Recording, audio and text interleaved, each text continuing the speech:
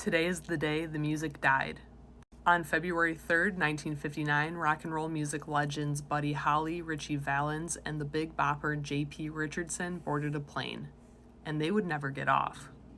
On January 23rd, 1959, Buddy Holly, Ritchie Valens, Dion and the Belmonts, and the Big Bopper embarked on their winter dance party tour.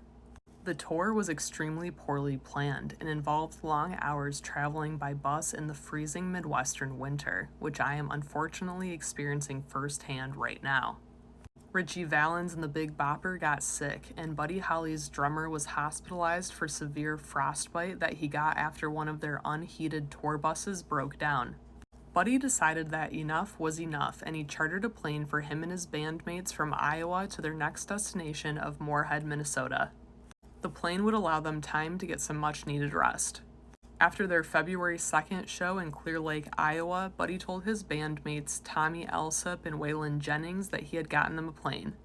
Ritchie Valens and Tommy decided to flip a coin for Tommy's seat on the plane, and Ritchie won, after Ritchie said that was the first thing he had won in his entire life.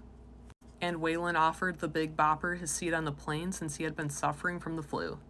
After Buddy heard that his bandmates had given up their seats, he joked, "Well, I hope your old bus freezes up again," to which they replied, "Well, I hope your old plane crashes." Very ominous. Around 1 a.m. on February 3rd, 1959, Buddy, Ritchie, and JP took off in a single-engine plane piloted by 21-year-old Roger Peterson. It was pitch dark and weather conditions were very bad.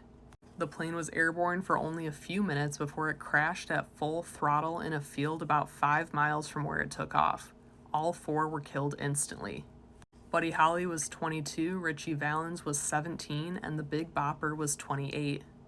Buddy Holly's wife learned that her husband had died in the plane crash from a TV report and unfortunately miscarried their child shortly after. Due to this, a policy was adopted by the authorities to not disclose victims' names until their families had been informed. This was truly a tragedy that changed rock and roll music history forever.